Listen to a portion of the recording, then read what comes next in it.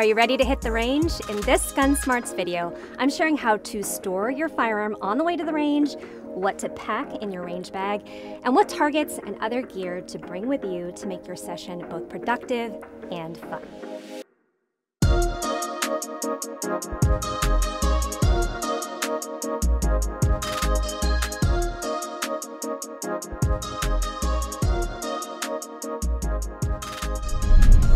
Let's start with packing your range bag.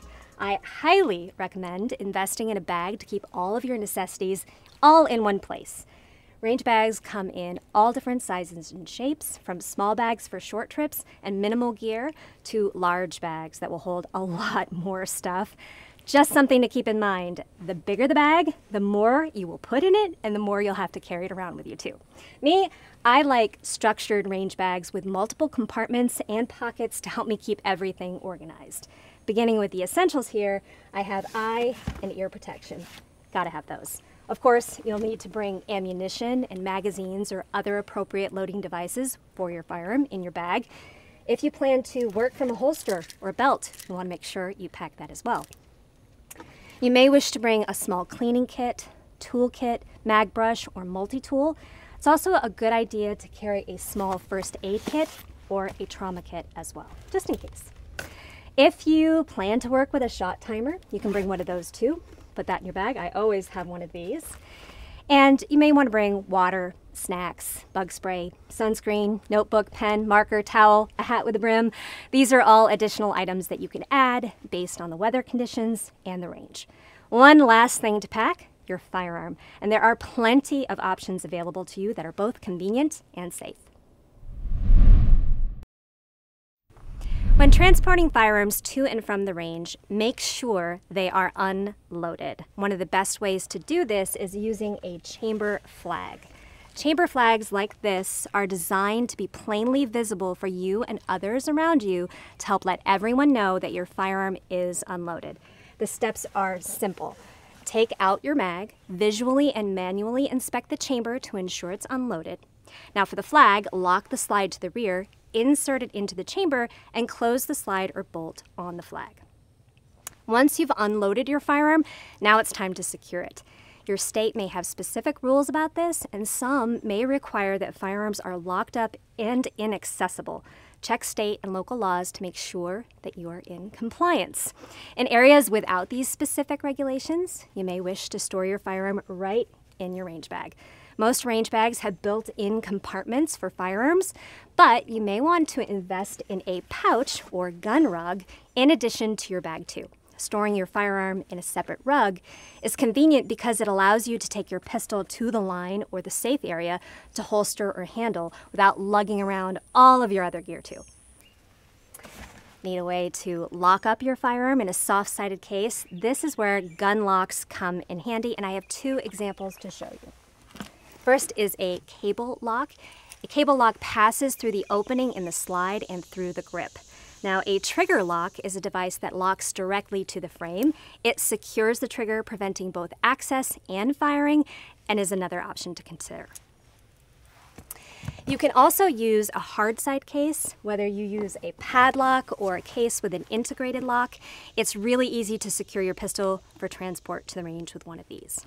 No matter what you choose to store your firearm, whether it's a hard side case, rug, or range bag, make sure your firearm fits and that you can zip or close it without any issues.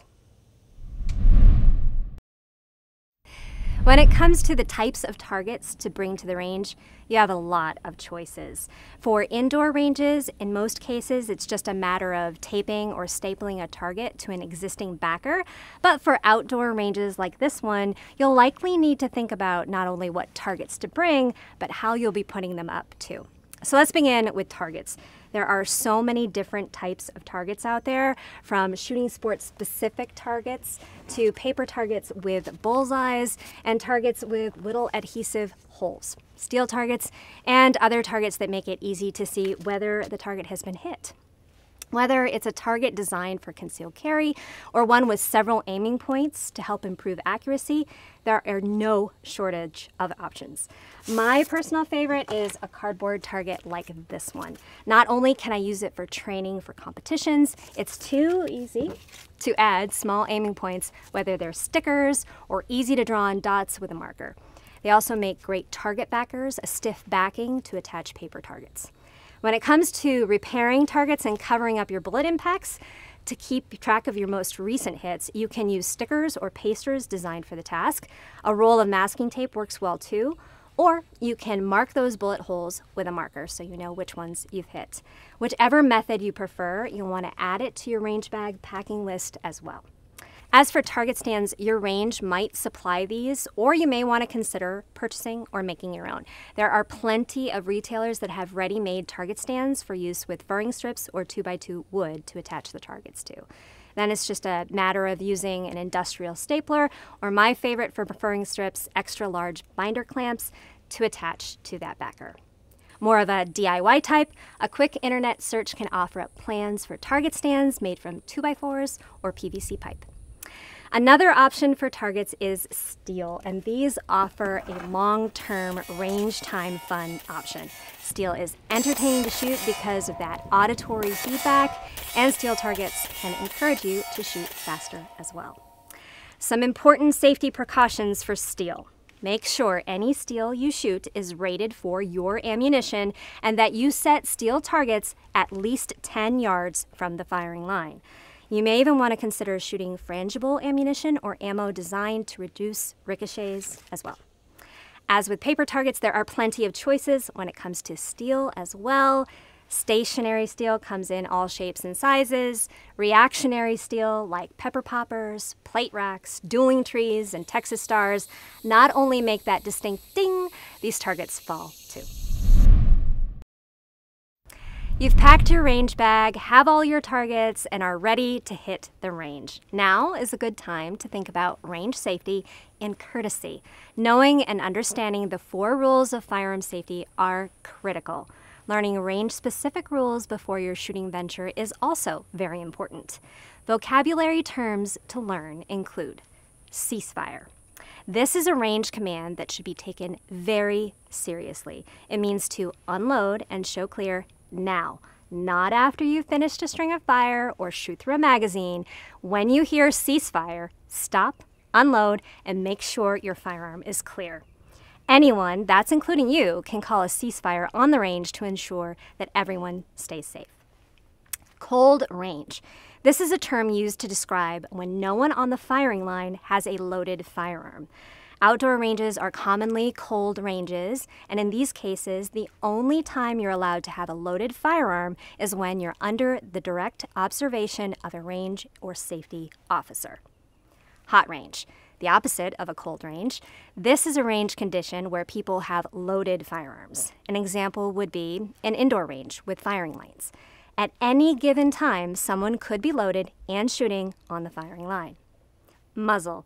If you ever hear someone say muzzle, stop. Ensure your finger is off the trigger and look where your muzzle is pointed.